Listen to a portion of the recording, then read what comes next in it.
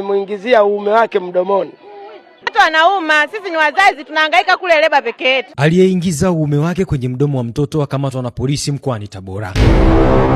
Kijana mmoja aliyefahamika kwa jina la Ibrahim Kitundu mwenye umri wa miaka 18, mkazi wa mtaa wa Nyerere, kata ya Ipuri mkoani Tabora, amenusurika kipigo kutoka kwa wananchi baada ya kufanya shambulio la aibu kwa kuingiza uume wake kwenye mdomo wa mtoto na kumlazimisha mtoto huyo aunyonye. Alipohojiwa, Ibrahim alisema alifanya kitendo hicho ili kutimiza masharti ya mganga, akidai kwamba aliambiwa akifanya kitendo hicho atakuwa star wa filamu.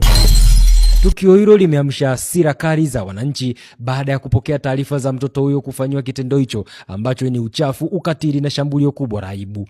Kamanda wa polisi mkoa wa Tabora Richard Yabwao amethibitisha kutokea kwa tukio hilo, ambapo amesema kuwa mtuhumiwa huyo alimragai mtoto huyo na kumpeleka katika moja ya banda la kurushia filamu na kumtolea uume wake, akimwamuru aunyonye. Baada ya wazazi wa mtoto kuanza kumtafuta, walimkuta kwenye banda hilo akiwa anatapika.